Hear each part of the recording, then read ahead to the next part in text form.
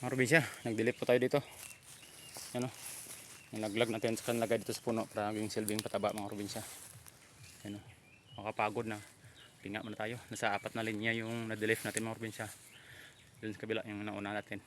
Yan o. Diba? Nakakapagod din mag-farming. Pero pag nagkaroon ka ng bunga, magkita mo nagbubunga yung mga tanim mga probinsya ay nakakataba ng puso din. Doon sa kabila din natin tapos parang zombie pa sila. Yan o. Marami pang mga tuyong dahon sa katawan nila. Kasunod naman, tinga muna tayo. Yan o. Diba marami pa. Dito din kaya mga probinsya.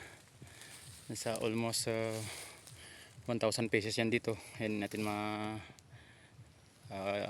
tapos kaagad. Kasi maraming puno mga probinsya.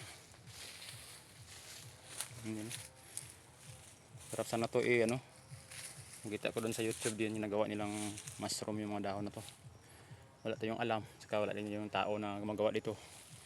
Nagpaplano sana tayo na gawing patubuan ng mushroom to.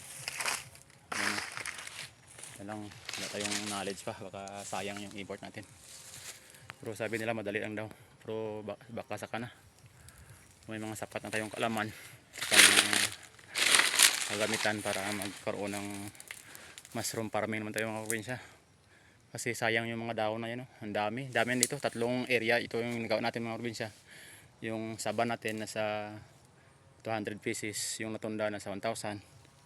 Sayang yung mga dahon sana kung alam natin yung paano gumawa ng mushroom mga probinsya.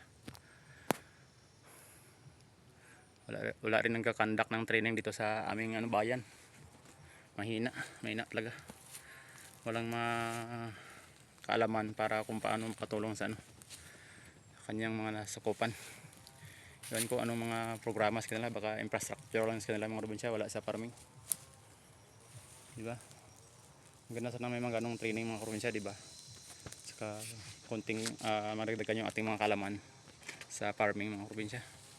Kasi iba-iba naman tayong tinapos na kurso, kaya hindi natin alam yung ibang mga pamamaraan kung ano ang nararapat yan mga probinsya. Pero sa ganoon pa man, sipagan natin mga probinsya.